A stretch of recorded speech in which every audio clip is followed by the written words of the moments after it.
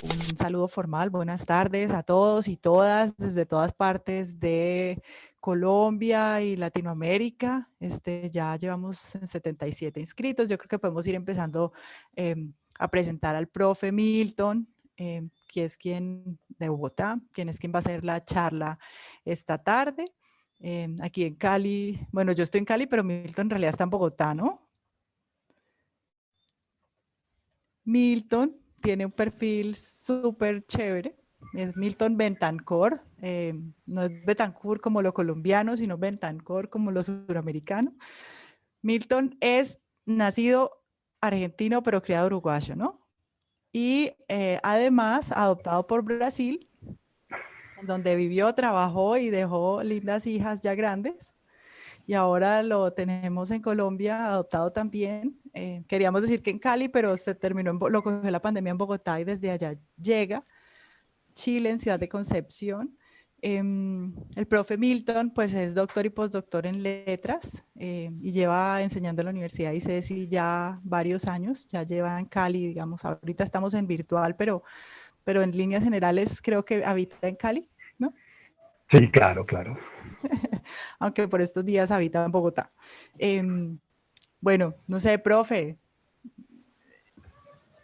cuando usted quiera. Ya, ¿qué más presentación le hago? Profe, Víctor Milton es profe en varios de nuestros posgrados, en la maestría en educación mediada por TIC, en la especialización en docencia universitaria, en la maestría en educación, en la maestría en inglés no, y en la maestría en innovación educativa tampoco, pero porque la maestría en inglés no es en portugués, porque si no también. Totalmente. Quiero agradecerte por aceptar la invitación de hoy de compartir con los profes todo tu conocimiento en pedagogías inductivas, en aprendizaje basado en proyectos la noche de hoy. Bueno, vamos a intentar que esto sea un encuentro absolutamente válido e interesante.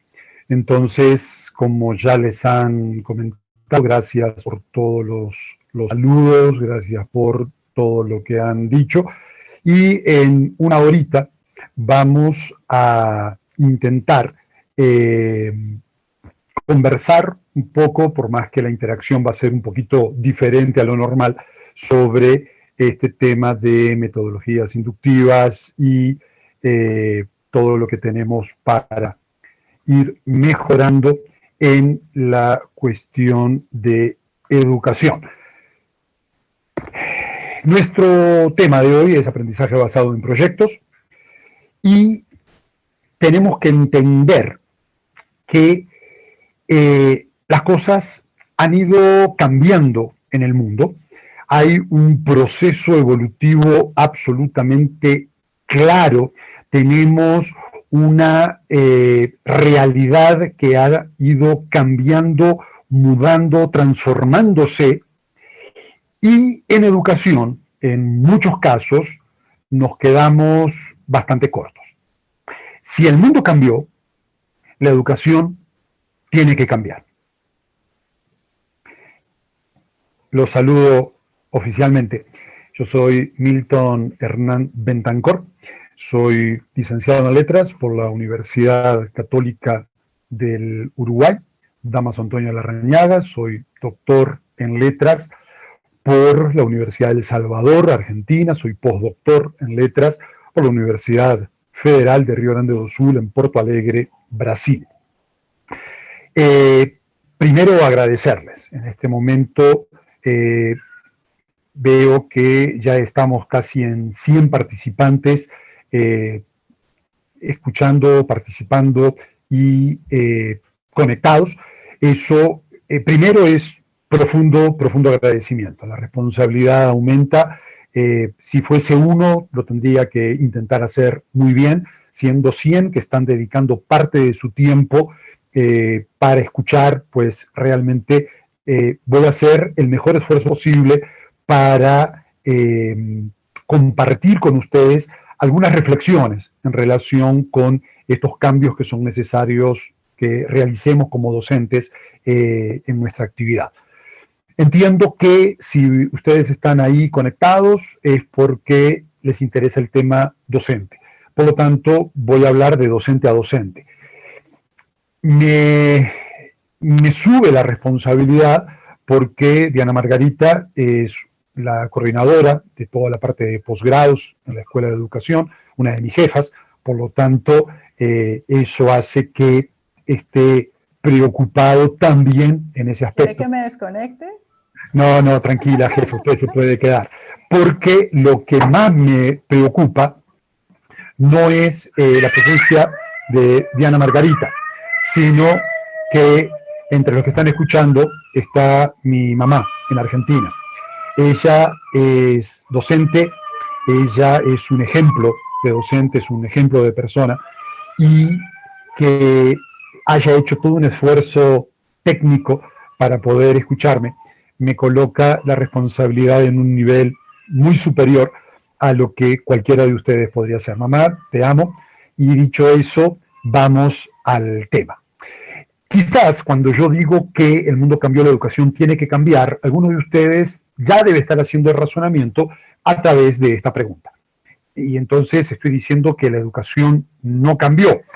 Si nosotros vemos una imagen antigua de una sala de clases, vamos a observar una realidad que estaba en concordancia, estaba en armonía con una realidad social que se vivía en ese momento. Y si lo comparamos con una clase actual, nosotros podemos decir, uy, no, sí, la educación realmente cambió en forma bastante marcada.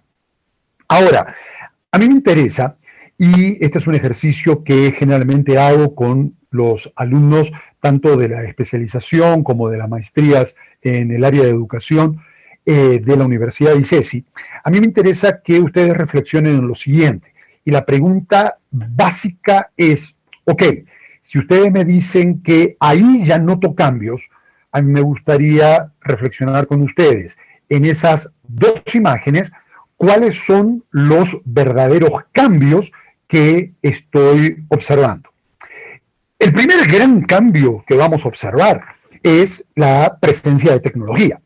Aparecieron las computadoras, las pantallas, los videoproyectores, el pizarrón digital, y yo no voy a decir que eso no es un cambio, pero por más que puede llegar a escucharse un tanto como demasiado extremista de mi parte, es maquillaje, gente. Son cambios no estructurales, son cambios externos. Y el gran problema que yo veo es que muchos de nosotros como docentes nos escondemos atrás de un videoproyector para continuar dictando la misma clase que dictábamos cuando no había videoproyector. Es decir, la tecnología vino, bienvenida sea, incluso en la Universidad de ICESI dictamos alguna maestría mediada por TIC y tenemos algunas maestrías relacionadas con tecnología. Pero a lo que yo voy es a la esencia de la educación. Y cuando hablo de esencia de la educación, la tecnología no es esencia. La tecnología es una herramienta que como docentes debemos utilizar para facilitar el aprendizaje de nuestros alumnos, que en el fondo es lo más importante de todos. Entonces, cuando a mí me dicen, no, hay grandes cambios, y los grandes cambios van para la tecnología, yo quedo mirando con cara de, ¿será ese un gran cambio? Lo mismo cuando observamos la estructura edilicia. Cuando digo eso, ok, tenemos butacas más cómodas, tenemos asientos, pupitres, una situación mucho más ergonométrica, pero eso cambió la esencia de la educación. Eso cambió el espacio real que el docente y el alumno ocupan. ¿Será que eso es el foco, lo más importante, eso es lo trascendente en la educación? Me animo a decir que ni tecnología ni estructura edilicia son cambios esenciales en el proceso educativo. Alguno puede haber dicho, uy, no, de lo que yo estudié a lo que están estudiando hoy, hay varias reformas gubernamentales que cambiaron la educación. Y ahí yo quiero reflexionar con ustedes 2 minutos diciéndoles, esas reformas gubernamentales cambiaron en algún momento la esencia educativa. Yo puedo decir que en varios países de Latinoamérica, Dianita, digo yo, mi jefa, ya mencionaba, tuve el enorme privilegio de ser profesor en Uruguay, en Argentina, en Brasil, di conferencias en Chile, en Paraguay, Perú, Bolivia, ahora estoy en Colombia, pero las reformas gubernamentales generalmente también son reformas de maquillaje. Cambiamos de 6 años a 9 años, por poner un ejemplo, pero la esencia educativa en esos 3 años fue traer lo que se daba antes y ponerlo un poco antes, un poco después. En el fondo, a mí lo que me preocupa cuando pienso en los cambios que la educación necesita tener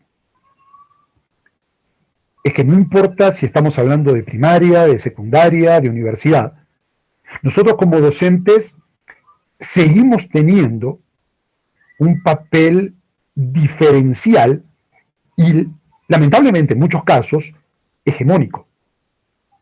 Y a mí lo que me preocupa de esto es que nosotros seguimos siendo los únicos que tenemos derecho a voz adentro de una sala de aula. Tanto que en los lugares, en la clase tradicional, o levanta la mano o no habla. Nosotros seguimos siendo los únicos que tenemos el derecho a estar parados y movernos. Y si el alumno se quiere mover o caminar, o va a ser un acto de indisciplina, o va a ser un acto que, incluso la coordinación de la institución en la cual nosotros estemos trabajando, nos puede llegar a decir, usted no domina la disciplina de su clase. Nosotros seguimos, lamentablemente en muchos casos, siendo la palabra final sobre el conocimiento. ¿O a ustedes nunca les pasó que el alumno A y el alumno B están discutiendo si la respuesta correcta es 1 o 2 y nos buscan como jueces para que nosotros definamos si la respuesta es la correcta, la del alumno A, la del alumno B? A mí lo que me preocupa es que como docentes seguimos teniendo un monopolio en la palabra y en muchos casos entramos en una relación con nuestro alumno que, más allá de la relación de poder, que quizás por las funciones podríamos llegar a discutir de alguna manera, pero entramos en una relación en la cual el alumno, voy a intentar ser lo más claro posible, el alumno no busca el conocimiento, busca la nota que yo le voy a dar. Si a eso nosotros le agregamos que el altísimo porcentaje de los profesores, por lo menos aquí en Latinoamérica, continúan dictando cátedra, clase magistral, la situación se complica aún más. ¿Por qué? Porque a través de ese método, el alumno escucha, memoriza. Eso significa que mi palabra va a ser el conocimiento que el alumno hipotéticamente quiere tener y no pase de ahí. Me repite la información en una prueba, en algunos casos, didácticamente hablando, peores. Me marca si es falso o verdadero lo que acaba de escribir, tomando en consideración lo que yo como profesor dije en algún momento de la clase. Y apenas reciba el aprobado, pasará al último nivel del proceso de aprendizaje tradicional, que es olvidarse de todo lo que escuchó. Escucha, memoriza, repite y olvida. Y ahora nos preguntamos, ¿por qué tenemos los resultados que tenemos en aprendizaje? Piensen conmigo, y lo que yo estoy diciendo obviamente no lo estoy inventando, esto ustedes van a tener la posibilidad de leerlo en Carlino, en Nigro, en Diggs, varios autores de diferentes nacionalidades que trabajan en esta cuestión. Y a lo que voy es, ¿quién lee para preparar la clase? El profesor. ¿Quién dicta la clase? El profesor. ¿Quién define en esa búsqueda de informaciones qué es lo que el alumno tiene que saber o no? El profesor. ¿Quién evalúa? El profesor. El alumno se limita a responder preguntas de afirmación de conocimiento y Perdóname, un acabó. segundo, te interrumpo. Es que no te vemos en la cámara y tu presentación está estática. Apenas se acaba de mover. No sé por qué. Ahora sí te ¿No me ven veo. en cámara? Ahí sí te vemos, pero ya no vemos tu Ahora sí. presentación. Ok. Pues manejo con la presentación y escuchan. Pero de momento se está escuchando bien. Laura, que es nuestra monitora. Sí, te Sí. estamos escuchando bien. Ok. Hola, profe, ¿cómo estás? Hola, bien. Profe, ¿puedes intentar compartir pantalla nuevamente? Revisamos. Claro. Hay Sin 5 problema. segundos de ajuste para poderle ver la cara al profe Milton. Apenas presenta pantalla, te desaparece tu cámara. Sí, Sí. es uno de los problemas de esta versión de Zoom. Es Pero- porque estás trabajando con el sistema operativo que hemos revisado, ¿cierto, profe? No, exactamente, sí. Sí. Ah, bueno. Bueno, ahí ya es una cuestión de la versión. Exacto, exacto. Lamento la interrupción, pero también ver mi cara, pues, no agrega demasiado a la cuestión. Gracias, Laura, por la preocupación. Gracias, Diana Margarita, por el comentario. Pero bueno, Vale, profe. sigamos en esto. El razonamiento que estaba haciendo con ustedes es, ok, si yo como profesor soy el que preparo la clase, dicto la clase, evalúo, pongo nota, el alumno lo limitamos a una participación tan mínima que es muy extraño. Es tan extraño porque nosotros decimos que la escuela es para los alumnos, pero en realidad el espacio que ellos ocupan en el proceso de enseñanza-aprendizaje casi diría que es enseñanza, enseñanza, enseñanza y bueno, un poquito de aprendizaje cuando hay tiempo. A lo que quiero llegar es que para que haya un cambio en la esencia, nosotros necesitamos un cambio en la mentalidad docente. Necesariamente tenemos que cambiar. Y fíjense esto, si yo les hago esta pregunta, ¿para qué nos pagan a los docentes? Y acá no vamos a entrar en la discusión si nos pagan mucho, si nos pagan poco, tendríamos que ganar muchísimo más. Eso estamos todos de acuerdo. Imagino que quienes nos están acompañando desde México hasta Argentina, toda Latinoamérica, están conmigo en eso. ¿Sí? Tenemos que ganar más de lo que ganamos. Ok. Pero mi pregunta no es si ganamos mucho o poco. Mi pregunta es, ¿para qué nos pagan? Cuando nosotros hacemos esa pregunta en los seminarios, en las clases de maestría, en las clases de especialización de la ICESI, la mayoría de las veces, la primera respuesta que aparece es el verbo enseñar. La segunda respuesta que aparece es transmitir conocimientos. Ahora entienden por qué les digo que necesitamos un cambio en la mentalidad docente para que haya un cambio real en la educación. A nosotros no nos pagan para que nosotros enseñemos. Y esto es lo primero que me gustaría que quedara claro y que a raíz de esto pues vamos a entender por qué vamos a llegar a una propuesta de metodológica diferente. Que tampoco es un invento, es simplemente la reflexión previa para que esa metodología que ustedes seguramente en algún momento ya la utilizaron, tenga un sentido didáctico, pedagógico, trascendente, como es el sentido de la educación. Y acá viene la primera información que yo quisiera quedara grabada en esta charla. ¿Para qué nos pagan? No nos pagan para enseñar, no nos pagan para transmitir conocimiento. Para eso está Google.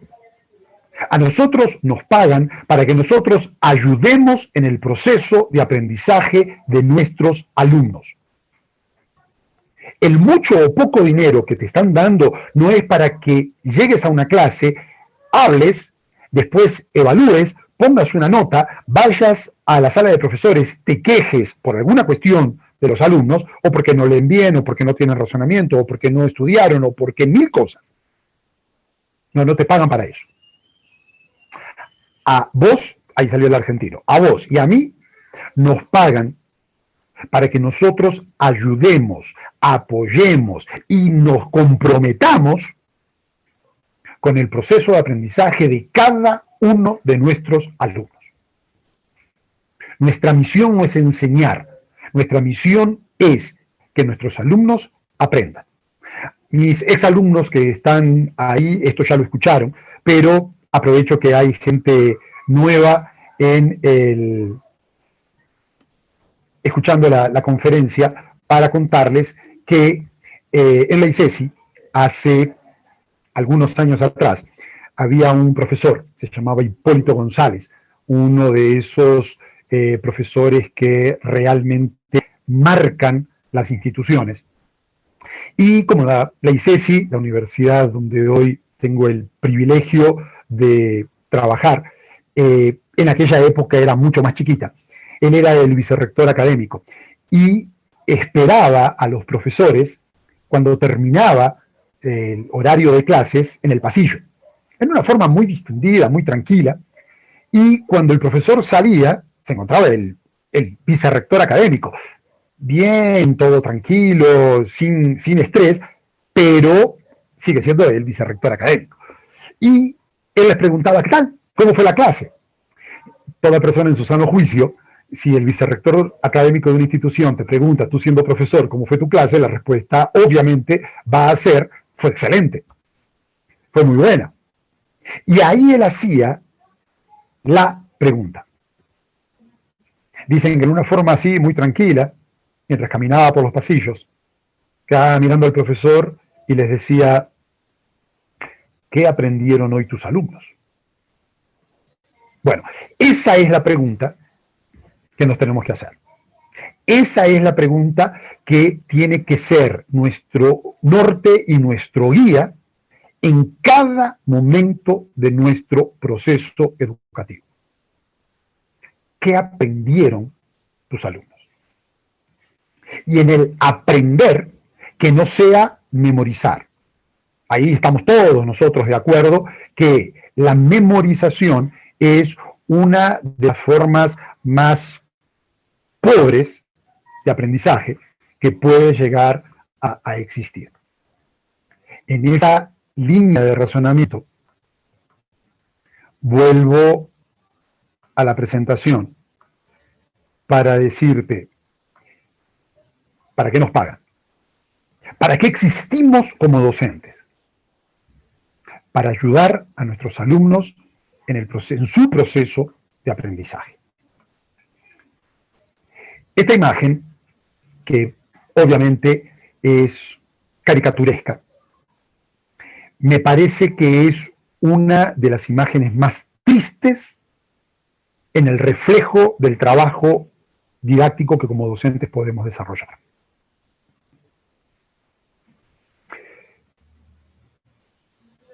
Entender que como docentes tenemos una responsabilidad que supera ampliamente el transmitir información, entender que como docentes tenemos una responsabilidad que supera altamente el proceso de apenas que mi alumno repita lo que yo quiero, o lo que yo pienso, o lo que yo leí, es complicado.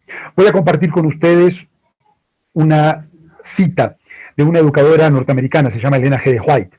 Y más allá de los aspectos que en el original está, yo lo puse entre paréntesis, más allá de los aspectos religiosos, respeto si alguno no cree, me quedo con la información, la idea básica de esta cita, que es que cada ser humano, la autora dice creado a la imagen de Dios, está dotado de una facultad, la autora agrega, semejante a la del creador. Y ahí dice, la individualidad, la facultad de pensar y hacer. Y agrega, los hombres que desarrollan esa facultad, la de pensar, la de hacer, son los que llevan responsabilidades, los que dirigen empresas. Y ella va a terminar esta cita diciendo que la hora de la verdadera educación, y entendamos que hay algunas educaciones que no son verdadera educación, son apenas repetición, consiste en desarrollar esta facultad. Y ahí viene la frase más importante, en educar a los jóvenes para que sean pensadores y no meros reflectores de los pensamientos de otros hombres. La trascendencia de la educación nos tiene que hacer reflexionar sobre esa pregunta de ¿qué aprendieron hoy mis alumnos? Necesitamos un docente diferente. Necesitamos un docente que se anime a ensuciarse las manos con el alumno. No podemos ser asépticos. Necesitamos ser un docente que tenga ese perfil de los antiguos maestros. Me gusta la figura del alfarero. Las manos curtidas y sucias que acompañan el proceso de las manos más jóvenes y todavía limpias. Me gusta pensar que como docentes nosotros somos maestros. Y mis exalumnos saben, la idea de maestro es una idea muy profunda para mí. Profesor, educador, como los sindicalistas dicen, trabajadores de la educación, pues cualquiera. Maestros, muy pocos. Ese que va a ser diferente va a desarrollar un proceso educativo también diferente. Y ahí ustedes están leyendo la frase de Paulo Freire. Siempre estamos escuchando una pedagogía de la respuesta. Y la frase final me parece simplemente destructora, matadora. Los profesores contestan a preguntas que los alumnos no han hecho. Y después nosotros nos preguntamos por qué tenemos deserción. Y después nosotros nos preguntamos por qué los alumnos no disfrutan la clase. ¿Qué clase van a disfrutar si nosotros estamos intentando convencerlos que un Volkswagen 68 cayéndose a pedazos es mucho más interesante que el auto del año en el cual ellos están acostumbrados a andar? Ellos vienen en un ritmo aceleradísimo y durante 4 horas, y ahora atrás de una pantalla, queremos que ellos disfruten el proceso de aprendizaje cuando lo que tienen que hacer es escucharnos a nosotros en el mayor porcentaje de las veces. Ese profesor diferente tiene que tener muy clara la situación de esta nueva forma educativa. Y ahí lo que nosotros proponemos son los famosos 4 pilares con los que me gustan trabajar. El primer pilar fundamental, básico, es lo que llamamos diálogo académico. Rápidamente vamos a definirlo como la capacidad que yo docente tengo de preguntarle a mi alumno algo que yo docente no sé. Y ahí me imagino que si hay cámaras prendidas, varios tienen que haber dicho, el argentino enloqueció. ¿Cómo voy a preguntar algo que no sé? Bueno, es que eso es lo que genera diálogo. Si nosotros resumimos el intercambio para que mi alumno apenas responda la información que yo les di, eso no es diálogo. Eso es apenas confirmación de información. Ahora, cuando yo me animo a preguntar lo que yo no sé, eso no significa que el alumno va a saber de mi área de educación, de mi área de formación, más de lo que yo sé. Quizás sí.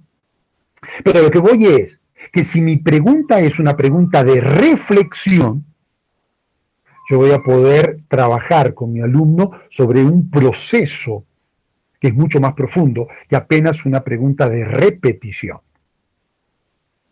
Si yo trabajo con mi alumno en un proceso de preguntarle qué es lo que él entiende, piensa, vamos a estar trabajando de una manera mucho más profunda.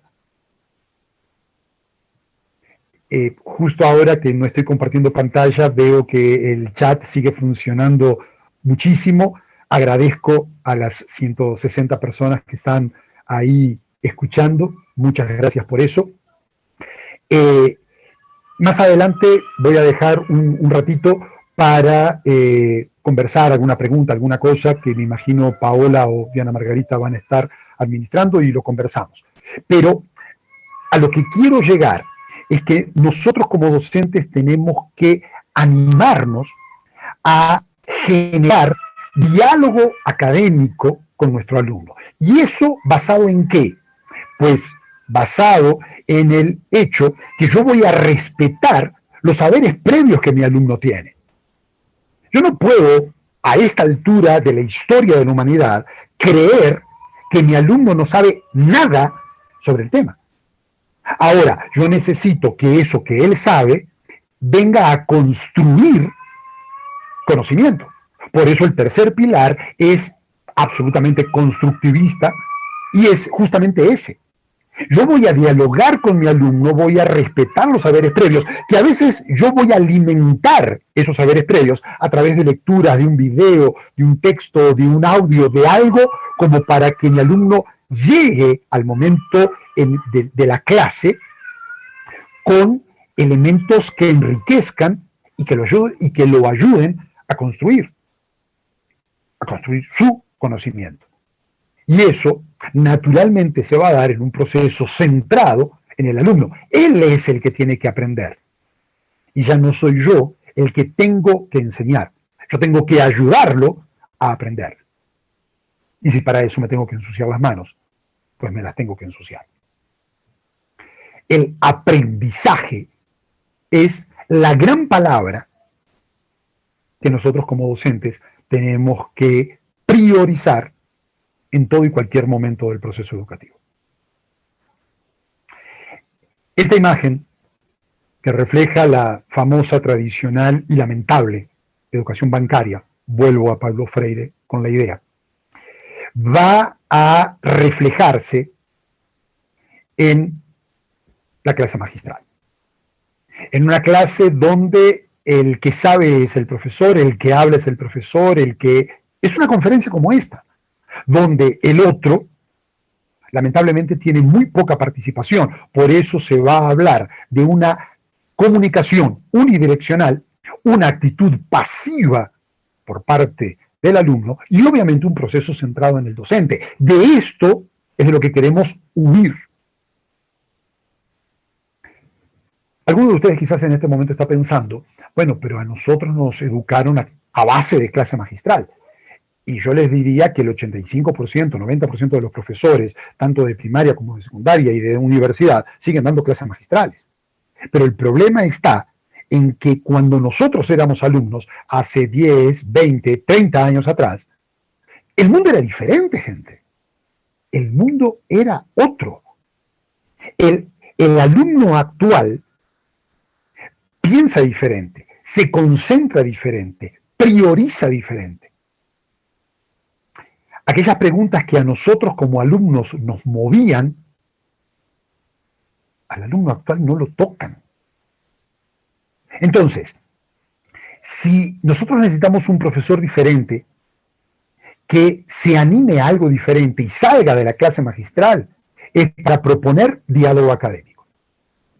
Si nosotros queremos salir de la comunicación unidireccional, yo tengo que respetar los saberes previos de mi alumno, ayudarlo a que venga con elementos válidos para esa discusión.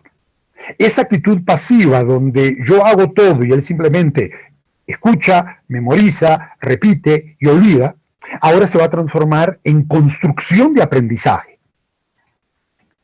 Y ese proceso que está centrado en el docente pasará a estar centrado en el alumno. Hacia eso estamos caminando.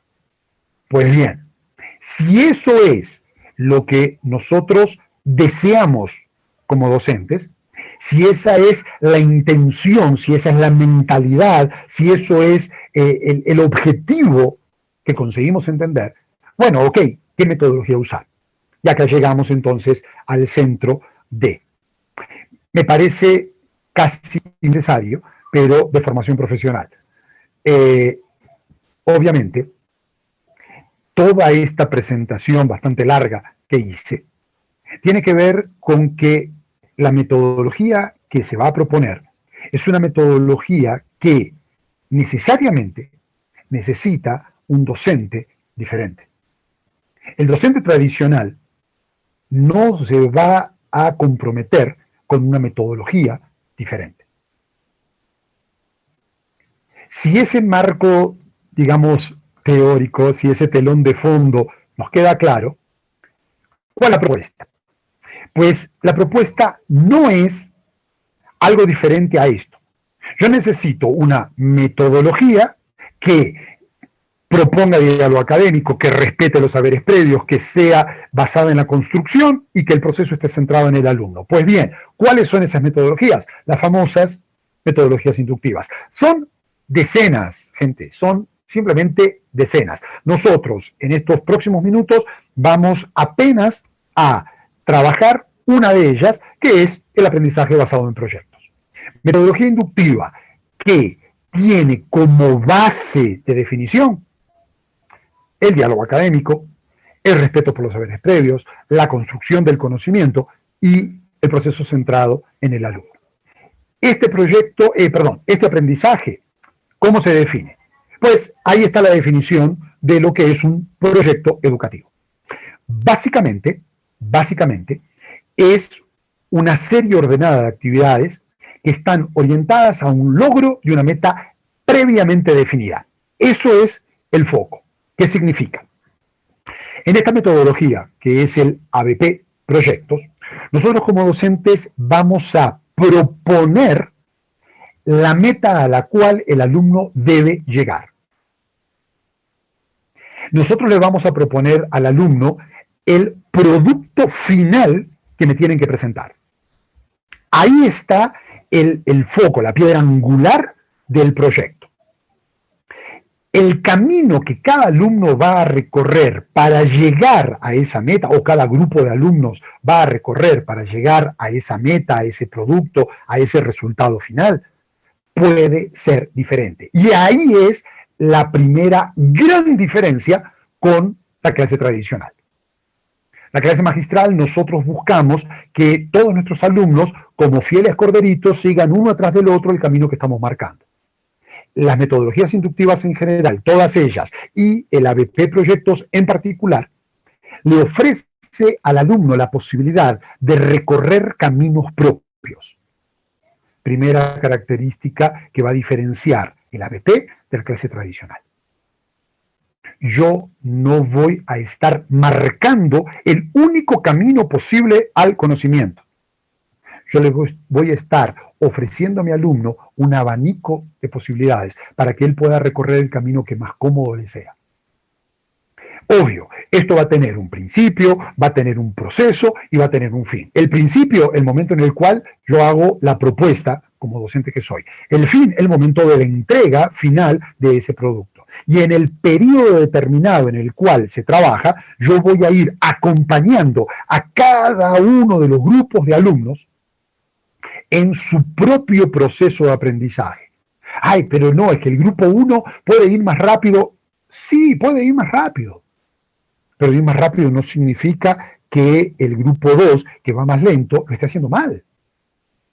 Quizás el grupo 3 necesite más apoyo. Bueno, pero si yo como docente estoy interesado en el aprendizaje de mi alumno y yo quiero en un diálogo académico poderles preguntar ¿qué aprendieron?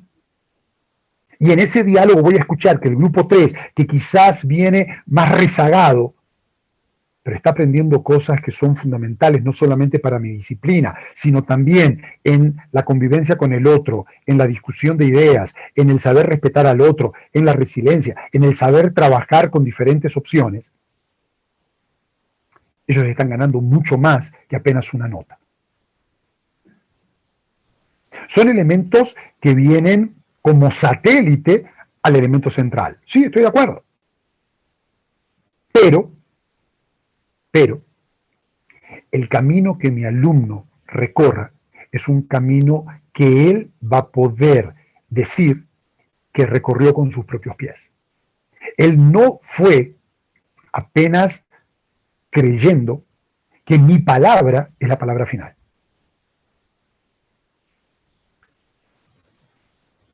¿Puedo tener diferentes tipos de proyectos? Sí, claro.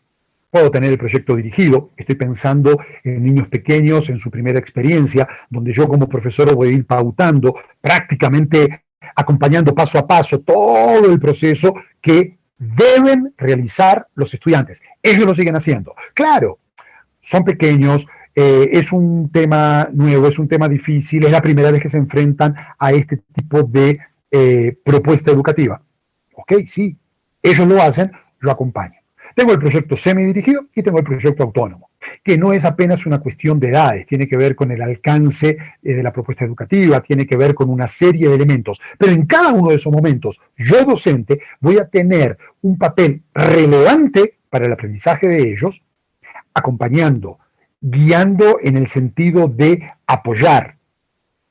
En algunos casos, casi que de la mano, en otros casos, en una forma mucho más, entre comillas, distante, porque son más grandes, porque tienen más experiencia, porque la propuesta es mucho más autónoma o independiente. De todas maneras, en cualquiera de esos proyectos, siempre es el estudiante el que tiene el control en ese proceso. Obvio, el profesor tradicional, al que le gusta ser el centro del conocimiento, el que entiende que su tarea es enseñar, el que entiende que el foco es él, el que entiende que el proceso es, este tipo de cosas no le va a gustar. Definitivamente no le va a gustar. ¿Qué hacer? Pues pensar en mi rol docente de una manera mucho más amplia, mucho más organizada en estos aspectos.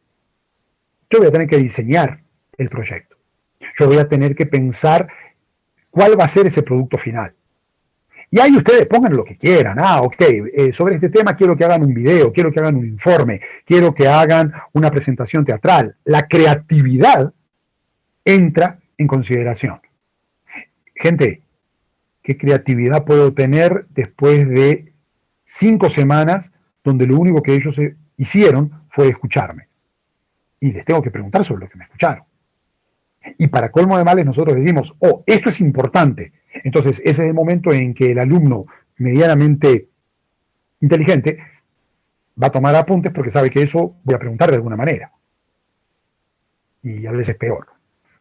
Si el alumno del curso anterior, de 2 años anteriores o de 5 años anteriores, tiene buenos apuntes y me los pasa, yo voy a poder contestar la prueba porque la prueba es exactamente la misma. Pues sí, en el ABP, yo como profesor diseño, superviso, yo soy el experto en el área, yo voy a evaluar, yo guío, acompaño, yo aconsejo, yo lidero, yo doy ánimo. Se dan cuenta que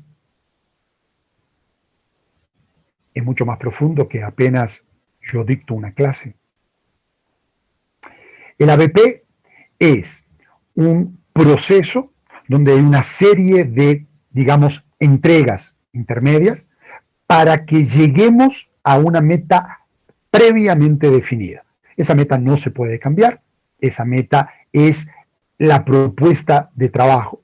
Y los alumnos, en un tiempo predeterminado, cada uno de ustedes sabrá, va a presentarme, cada grupo de alumnos presentará ese resultado final. Si ustedes se ponen a pensar y reflexionan conmigo, se dan cuenta que es muy simple. Solo que tengo que ser un profesor con mentalidad diferente para animarme a darle a mi alumno la posibilidad de que él crezca solo. Pero recuerden que si el aprendizaje basado en proyectos es una de las metodologías inductivas que podríamos usar, en realidad, si yo salgo de la clase magistral donde yo pongo el límite del aprendizaje de los chicos, ¿por qué? Porque el 90% de los alumnos escuchan, memorizan, repiten y olvidan. Yo a través de las metodologías inductivas, específicamente a través del ABP proyecto, coloco a mi alumno a que construya su propio aprendizaje. Por eso la propuesta es el aprendizaje basado en proyectos como un camino para el aprendizaje eficaz. Nosotros como docentes no queremos repetidores. Nosotros queremos gente que piense.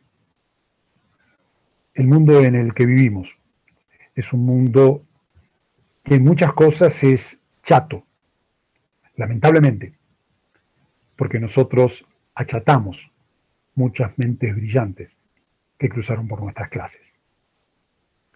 ¿El ABP es la única solución? No. Las metodologías inductivas, cualquiera de ellas, pueden ayudarnos y mucho. Pero para animarme a usar una metodología inductiva, primero me tengo que animar a cambiar mi mentalidad docente. Gente a los 170 que están todavía conectados, 1.000.000 de gracias por la paciencia. Espero de alguna manera haber sido útil. Y recuerden, nosotros como docentes no estamos para absolutamente nada diferente que no sea ayudar y apoyar el proceso de aprendizaje de nuestros alumnos. Un abrazo a cada uno, de nuevo, muchas gracias. Y como habíamos combinado con Diana Margarita y con Paola, les dejo ahí estos 5 o 10 minutitos para las preguntas que a través del chat pueden hacer. Diana Margarita o Paola hacen la traducción oral y conversamos sobre eso con muchísimo placer. Claro que sí, profesor. Bueno, nuestra compañera Erika, ella me ha estado ayudando también con las preguntas. Ella también tiene varias que en este momento pues va a decirte. Adelante, Erika. Sí, perfecto. Bueno, aquí tenemos la primera de María Sonia Castro Marrón por medio de Zoom. Dice: saludos desde la ciudad de Moquegua, Perú. ¿Cómo trabajar el aprender a aprender? Cada vez nos exigen niveles de complejidad en los aprendizajes de los estudiantes. ¿Cómo hacerlo en estos tiempos complejos? Sí, total. Lo que ella dijo es una de esas frases que nosotros repetimos y mucho en nuestras maestrías de educación. Nuestra función como docentes es ayudar a que el alumno aprenda a aprender y darle esa sed de aprendizaje. Por eso decía que la palabra central es aprendizaje. Me quedé con Erika y no grabé el nombre de la colega que nos pregunta desde Perú. Sonia. Sonia. Sonia y todos los que están todavía conectados. Yo creo que el ABP como metodología en la pandemia realmente se adecua o adecua, como ustedes quieran acentuarlo, realmente muy bien. ¿Por qué? Porque pensar que yo voy a tener un grupo de niños, adolescentes o universitarios, 3 horas y media, 4 horas en una pantalla, felices de la vida, porque me están escuchando, es simplemente utopía. Razón por la cual me parece que, desde el punto de vista de la didáctica y la pedagogía, es muchísimo más interesante que en un encuentro sincrónico yo le diga a mis alumnos: ok, en tanto tiempo, y eso puede ser 3 semanas, un mes, ustedes me tienen que entregar y me van a presentar acá pongo un ejemplo de los miles, un video planteando un problema que tienen hoy en la pandemia en el barrio de ustedes y una solución que ustedes pueden encontrar. Tienen todo este tiempo para trabajarlo, vamos a discutirlo, yo estoy a disposición, en nuestros encuentros sincrónicos conversamos sobre eso, y el chico tiene no solamente la autonomía, sino que tiene la libertad de profundizar y llegar al límite que él quiera.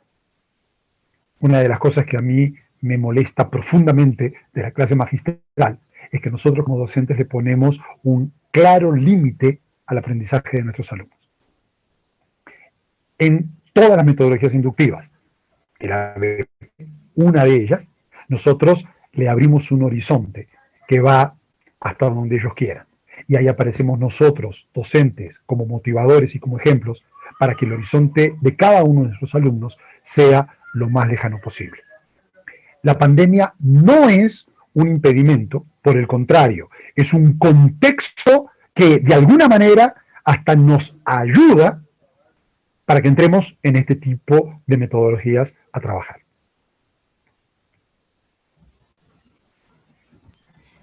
Ahí hay algo sobre el aprendizaje basado en proyectos y tiene que ver con que los estudiantes pueden buscar la información, construir sus soluciones, conversarlas con el compañero. Yo creo que el tema de lo virtual ha hecho que muchos profes no puedan organizar el trabajo colaborativo, cómo los chicos se pueden reunir y trabajar y decir, mira, en mi barrio pasa esto, siguiendo con el ejemplo que tú pones, que en la medida en que ellos lo conversan con otro, cuando ellos buscan cada uno soluciones y las discuten, las negocian, las conversan, las priorizan, pues allí están aprendiendo a aprender, están aprendiendo a pensar, están haciendo metacognición también, ¿no? Absolutamente, absolutamente. Uno de los pilares de las metodologías inductivas en la mayoría de ellas es el trabajo colaborativo, que aprovecho y hago la distinción. Nosotros generalmente le pedimos trabajo en grupo, y el trabajo en grupo los chicos muy rápidamente lo entienden como trabajo cooperativo. Yo hago la introducción, Teresita hace, y aprovecho, Teresita es una de las ayudantes de clase cuando yo era un niño chiquito en Uruguay, y la tengo ahí con la cámara prendida, por eso la menciono. Entonces, yo hago la introducción, Tere hace el desarrollo. Que va a hablar. Exacto. Y John hace la conclusión. Y cuando van a presentar esos pequeños Frankenstein, uno se da cuenta que ellos no tuvieron el más mínimo contacto para intentar elaborar una cosa medianamente organizada. ¿Cómo soluciono eso? Salgo del trabajo en grupo cooperativo, donde cada uno pone un poquito, y me voy al trabajo colaborativo, donde cada uno participa en forma constante de ese proceso de construcción de algo. Por eso el ABP es tan bueno. ¿Sabes que en inglés el trabajo cooperativo se entiende al revés? Ajá. Collaborative learning es el trabajo en grupo y cooperative es cuando cada cual tiene un rol. Hay una frase que a mí me encanta que en inglés es swim together or sink together, o nadan juntos o se hunden juntos, en donde cada uno tiene su rol y tiene su función que cumplir, y si no la cumple, entonces todo el equipo se hunde. Entonces así entre ellos mismos se ayudan a flotar, a salir a flote todos juntos. Exactamente eso. Bueno, Por espero que otra pregunta, entre tanta conversación le hayamos contestado a Sonia. Hay otra pregunta. Tenemos una pregunta de Facebook del señor Germán Alegría Esquevedo, que dice, ¿por qué los dirigentes mundiales han dejado que se promueva este tipo de educación si son métodos súper antiquísimos? ¿Por qué la educación depende de intereses ajenos a la sabiduría y la verdad? Exactamente. Superior Zarzal, Colombia. Sí, yo estoy de acuerdo. Ahora, piensa conmigo. Esto que nosotros estamos diciendo, esto de lo colaborativo, del proyecto, de poder trabajar en grupo, de ayudar a mi alumno a que él sea el constructor de su conocimiento, gente, esto es antiquísimo, simplemente antiquísimo. Ahora, ¿qué pasa? Pasan algunas cosas. Primero, la historia cuenta que, con todos los respetos a los argentinos presentes, yo soy uno de ellos, los profesores nos argentinizamos muy rápidamente y nos transformamos en los grandes conocedores de, y entonces yo tengo que dictar cátedra para demostrar todo el conocimiento que tengo. Y eso se transformó, yo diría que bastante rápido, en una marca de los profesores. Yo soy el que sé. Y ahí comenzamos a tener problemas. Y como eso para nosotros es muy cómodo, porque yo digo lo que yo sé, y lo que yo sé es que ni lo menciono. Y mi alumno, como él viene a escuchar nada más, tampoco va a investigar demasiado, en la mayoría de los casos, y aquel que investiga no me necesita de profesor, son los famosos autodidactas, ¿ok? Pero digo, ahí tengo la cuestión de hubo una transferencia muy rápida de el aprendizaje a la enseñanza. Y nos trajimos los focos a nosotros. Y yo soy el que sé. Y eso realmente es muy cómodo. Ah, el profesor, el doctor, el no sé qué cosa, sabe de. Y en el fondo lo que estoy diciendo, uso las palabras de Paulo Freire, el ignorante tiene que quedar alineado en su ignorancia. Perfecto, profe. Tenemos otra pregunta, aquí es de Tania Espinosa. Dice, la pregunta es, ¿cómo preparar al docente que equilibre el hacer de su estudiante un agente activo sin recargar la responsabilidad del 100% de que construya su aprendizaje? Muchos docentes caen en los extremos. Claro, exactamente. Por eso hice hincapié al final de la charla en nuestros roles como docentes. Porque es muy fácil, hagan un proyecto y yo estoy argentino de nuevo, tomando mate en sala de profesores y, si no aprendió el problema es suyo. No. Acá no es una cuestión de, me voy al extremo de el profesor le puso el proyecto y ahora ustedes rómpanse la cabeza. No. Nosotros acompañamos, nosotros guiamos, nosotros lideramos, nosotros motivamos, nosotros estamos presentes en todo ese proceso. La pregunta es, ¿cómo hacerlo? Las respuestas son varias. La primera y la más ideal es convencer a... de nada, Cecilia, sí tengo el problema de exagerar. No exagero, es lo que siento. Decía, los profesores, la respuesta ideal sería, qué bueno que las profes de jardín, ¿sí?, allá en el preescolar, en vez de preocuparse con algunos detalles mínimos, comiencen a trabajar en las metodologías inductivas. Y ustedes me dicen, no, pero esas profesoras juegan, los hacen pintar, van trabajando. Sí, pero piensen la profesora de jardín a primero, y en primero nos institucionalizamos. Y ahora usted tiene que aprender a leer. Y va a aprender a leer con este método. Porque es el método que yo manejo o es el método que la escuela exige. Y cuando llegamos a la secundaria, el profesor se institucionalizó tanto que dicta clases. Hay algunos países en los cuales en los últimos años de la primaria ya comienzan a haber profesores por cada área. Y ahí aparecen ese tipo de situación didáctico-pedagógica en la cual el alumno se acostumbra a que él dicta, yo escucho, tomo puntos para que me ayuden en la memorización, porque voy a tener que repetir la información, nadie me va a pedir que reflexione, y después me lo puedo olvidar tranquilo. O me van a decir que al iniciar el año 3, ustedes le preguntan, bueno chicos, ¿qué vieron en el año 2? Y ahí quedó aquel silencio.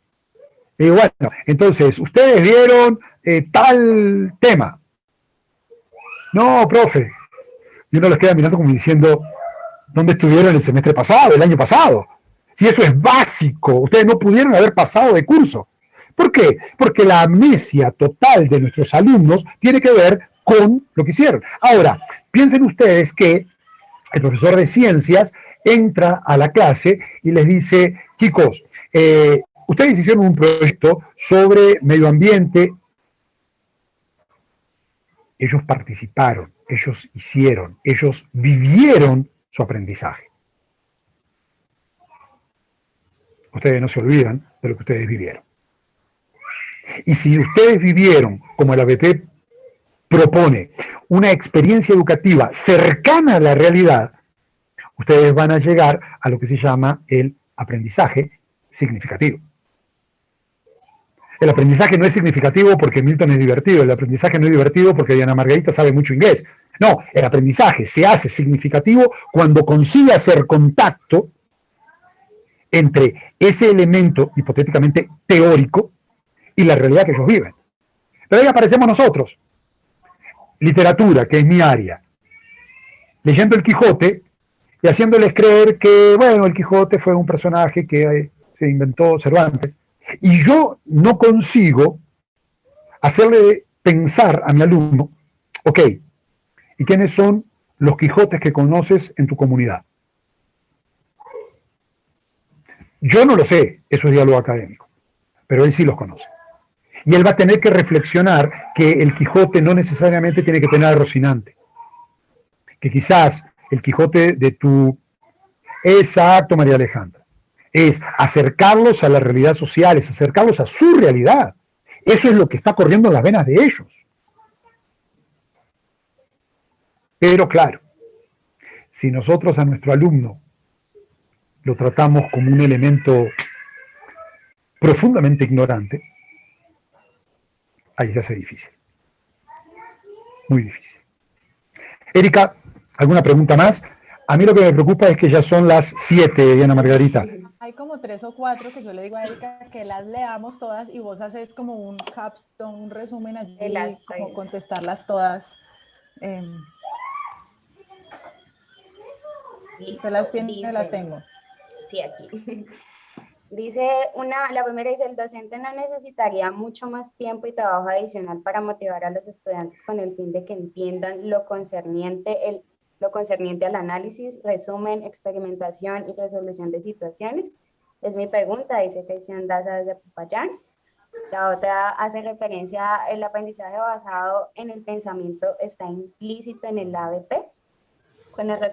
Con el rector de mi colegio tenemos esa discusión. Mi opinión, toda la metodología inductiva lleva implícita el uso y desarrollo de destrezas y habilidades del pensamiento. Quisiera conocer su punto de vista, profe, dice Jimena. Y por último, Laura Marcela nos dice, ¿es necesario plantear siempre un problema o puede ser un proyecto que se materializa en un producto? Sí, no, perfecto. También que cómo articular los resultados de aprendizaje de un programa si la evaluación sigue siendo individualizada, digamos, cómo relacionar. Sí, entonces. Por el tiempo. Exacto. Va a llevar más tiempo. Yo creo que va a llevar más tiempo de planificación, pero en el momento de ponerlo a funcionar al ABP es fantástico. ¿Por qué? Porque yo puedo, por ejemplo, unir varios conceptos que antes tenía que ir tildando en punto 1 de la unidad 1, punto 2 de la unidad 2, punto 3 de la unidad 3, y yo daba una clase magistral sobre el punto 1 de, yo puedo unir todo eso en un proyecto bien pensado, bien estructurado, sobre un tema más amplio. El tema de tiempo es un tema que nos puede ocupar un poco más de tiempo la planificación, pero no necesariamente la ejecución. Segundo, alguien me preguntaba, ok, ¿y cómo motivo? No voy a necesitar mucho tiempo para motivar. Gente, yo soy profesor de letras, orgullosamente profesor de letras. La pregunta que hago es, ¿cómo puedo motivar a leer a un alumno si yo no soy un profesor de letras lector? ¿Cómo voy a motivar a mi alumno de matemáticas si las matemáticas yo no las entiendo, que están en el día a día del alumno y yo sigo enseñando fórmulas abstractas que el chico no sabe para dónde salir? Gente, si nosotros traemos la educación, el aprendizaje al donde ellos están, lo que ellos necesitan, la motivación, no les voy a decir que es natural, pero va a ser mucho más fácil. Va a ser absolutamente más fácil. Ahora, yo tengo que estar motivado. Si yo voy a entrar en una ABP porque la institución dice todo el mundo trabaja en ABP y yo no creo en la metodología ABP, y vamos a tener problemas. Naturalmente vamos a tener problemas. Entonces, primero, me motivo. Segundo, me entiendo como un docente del siglo XXI que no estoy para enseñar, sino para ayudar que mi alumno aprenda. Tercero, me ensucio las manos con ellos. Me ensucio las manos con ellos. La figurita del alfarero no era porque me gusta el color de la mano.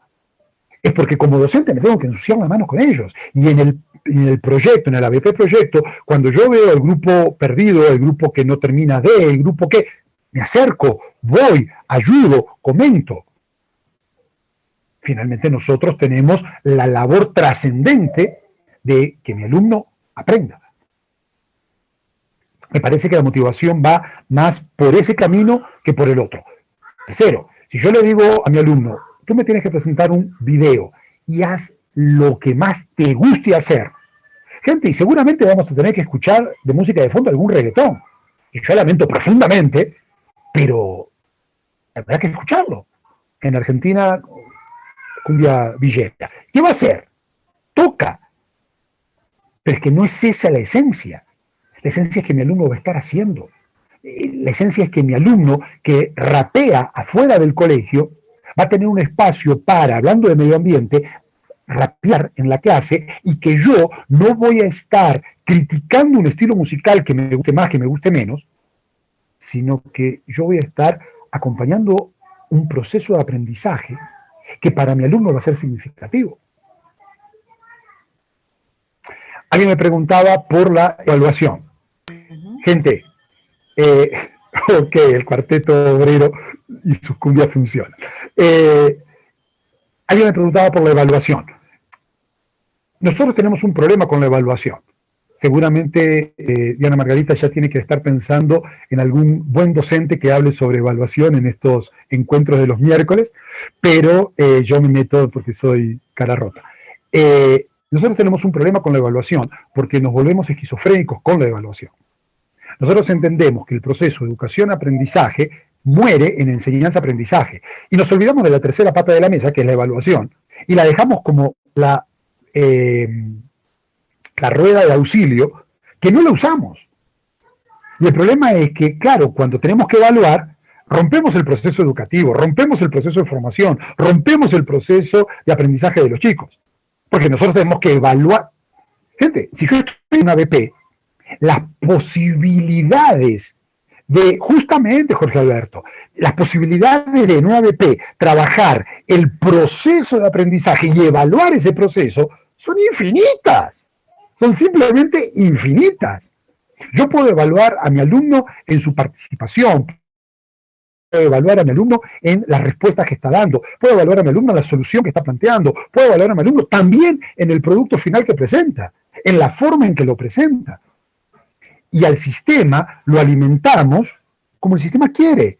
Gente, acá entre nosotros, que Diana Margarita no me escuche tanto, pero el sistema es tonto.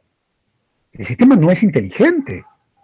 El sistema lo que me pide es que en la semana 6 mi alumno tenga una nota y lo que nosotros queremos, justamente en el diálogo se puede ir evaluando, justamente. Y lo que yo voy a hacer es darle al sistema la nota que quiere. Ahora, esa nota no va a reflejar un punto llamado parcial, sino que esa nota va a reflejar un proceso. En la charla de evaluación que ustedes seguramente van a tener con alguien en algún momento, seguramente les van a hablar, bueno, no sé si van a hablar, pero sí, la evaluación la tuvimos el semestre pasado, todavía no tenemos, pero a lo mejor hay un par de profes, incluido Jorge Quesada, que está ahí conversando, sí. Nuestro Jorgito. Jorge es fabuloso. Abrazo para mi caleño querido. Les decía, la evaluación yo la puedo trabajar en diferentes momentos. Ahora, el gran punto es, si yo le propuse a mi alumno un ABP, yo le voy a decir cuál es la meta a alcanzar y le voy a decir qué es lo que yo voy a evaluar a lo largo del proceso en momentos específicos. Por eso hay una serie ordenada de entregas. Bueno, yo voy a evaluar las entregas, yo voy a evaluar el producto, yo voy a evaluar el proceso y le voy a dar al sistema la información que quiera. Me faltó una de las 4 preguntas, Diana Margarita, pero no me acuerdo cuál es. No, iba a decir que con respecto a la evaluación, yo me imagino que Heber te está preguntando por las evaluaciones formales, tipo pruebas saber, en donde hay un listado de temas por cubrir. En Colombia, para los que son de otras partes, pues tenemos pruebas de estado y son de selección múltiple. Pero yo me imagino que en la medida en que uno diseña un proyecto, yo sé que en la medida en que uno diseña un proyecto bien pensado, en donde se incluyen diferentes temas y donde uno no está dictando los contenidos, pero los pelados o los estudiantes están trabajando en construir las soluciones a los problemas, pues seguramente este listado de temas que entra en en el examen de estado, pues van a quedar allí cubiertos. Es cuestión de, No, que sea un poco más yo, a la hora de la planeación, puede que tome mucho más tiempo, pero en la ejecución también ellos trabajan y uno claro, disfruta. uno va ahorrando tiempo en el momento de la ejecución. Yo voy a ser bastante poco humilde, pero como soy argentino me lo perdonan. El punto es, nosotros en la ICESI tenemos una metodología que llamamos aprendizaje activo. Y básicamente es poner las diferentes metodologías inductivas a funcionar en todos los cursos que dictamos a nivel universitario. Los chicos de la licenciatura también tienen aprendizaje activo. Eso significa que los profesores les proponen una metodología diferente a las tradicionales. De hecho, nuestras licenciaturas son bien diferentes a las tradicionales. El último resultado de las pruebas del gobierno para los alumnos que están terminando sus cursos, los alumnos de licenciatura de la ICESI sacaron simplemente las mejores notas que se podían sacar en el país. Las pruebas de estado. Nosotros, puedo asegurarles, ni un solo profesor nunca les puso una prueba de falso verdadero, porque no entra en nuestra filosofía educativa. Nunca. Pero cuando ellos encuentran una prueba de falso verdadero, simplemente la responden bien, Claro. porque ellos consiguen razonar lo que se está haciendo. Ellos aprendieron a aprender. Entonces, por ahí va la idea. Repito, la cuarta pregunta era Tenía muy que ver con importante. la cuarta pregunta, tenía que ver, ya te la vuelvo a leer, tenía que ver con el aprendizaje basado en el pensamiento. Ah, ok. Implícito en Listo. ABP. Explico. Las metodologías inductivas, todas ellas, aprendizaje basado en casos, aprendizaje basado en reflexión, aprendizaje basado en problemas, aprendizaje basado en retos, aula invertida, aprendizaje basado en proyectos, son decenas, ¿sí? Todas ellas van a tener algunas bases en común. Las primeras cuatro, los cuatro pilares que nosotros mencionábamos: diálogo académico, respeto por los saberes previos, por eso nosotros le pedimos al alumno que se prepare para nuestra clase, pero tiene un sentido la preparación, es una construcción en el conocimiento, en el aprendizaje, y es un proceso centrado en el alumno. Todas las metodologías inductivas, también la del pensamiento, también el aprendizaje basado en investigación, van a colocar al alumno como centro. Y necesariamente todas ellas van a tener un fuerte énfasis en el pensamiento crítico.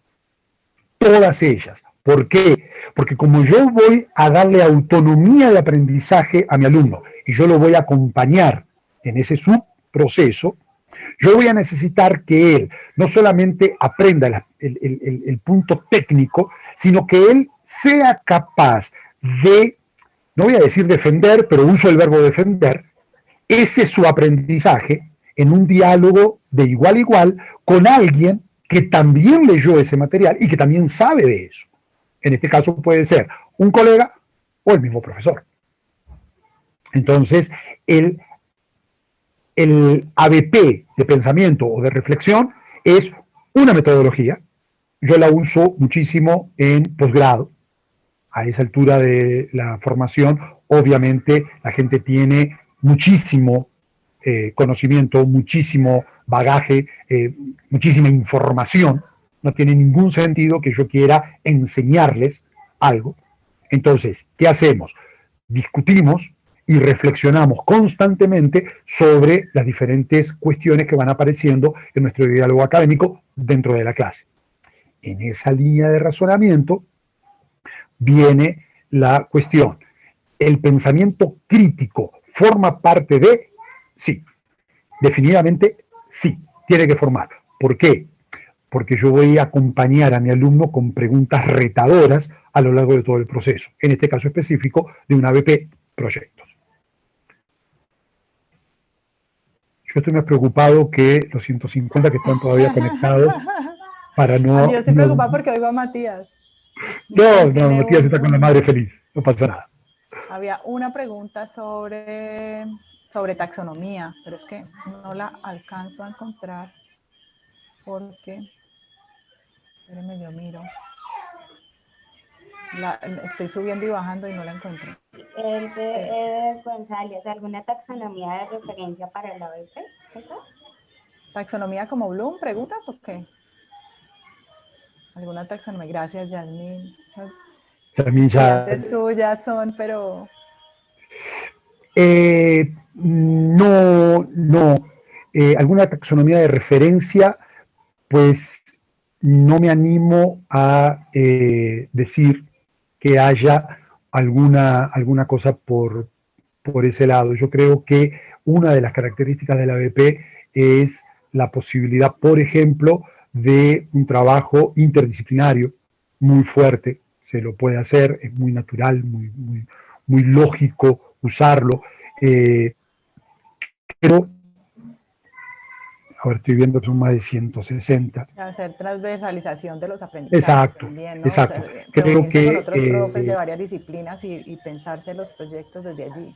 sí, justamente, me parece que no habría una taxonomía así específica o en relación con el ABP. Dice Yasmín, se dice, ¿y qué te pasa? Aquí hay varios de nuestros estudiantes, que vienen a oír a su profe. Muy bien, creo que esas eran las preguntas. Están pidiéndonos tus diapositivas. Paola creo que tiene el listado de los inscritos. Si tú nos regalas diapositivas, pues Paola las puede mandar al correo junto con el enlace para esta presentación que seguramente va a quedar montado en el canal de YouTube de la universidad, en el portal Eduteca.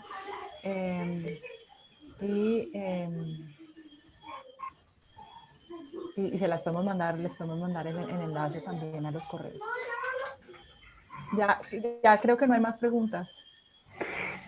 Ok, entonces lo que me queda a mí es agradecer la invitación, Diana Margarita, la confianza de abrir esta serie.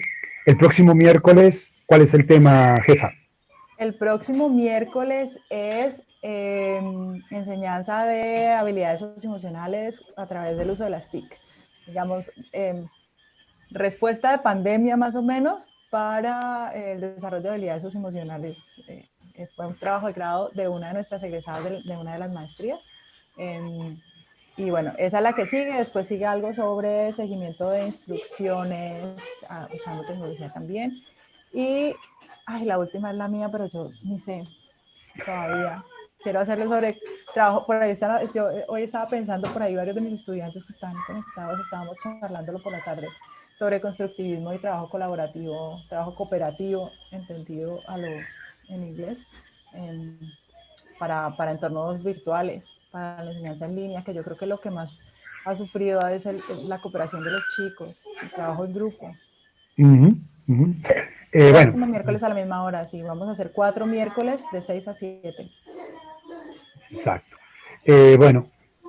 Acaban de escuchar la Diana Margarita, si había un miércoles que había que faltar, era hoy, porque los otros van a ser absolutamente más interesantes y mejores. Así que aprovechen. De nuevo, muchas gracias por la confianza, Diana Margarita, y a cada uno de ustedes todavía conectados, muchísimas gracias por la paciencia. Espero haber sido de alguna manera un poquito útil. A mis amados de Uruguay, de Argentina, aquel abrazo muy fuerte. Lo llevo en el corazón. Una buena noche. Bueno, mil gracias, Milton. Mil gracias a todos por conectarse esta noche con nosotros. Nos vemos el próximo miércoles en este mismo canal, a esta misma hora, para hablar sobre aprendizaje de habilidades socioemocionales a través del uso de las tecnologías. Y además en colegio público, ¿no? Usando WhatsApp, pero fuertísimo, que es lo que hay ahora.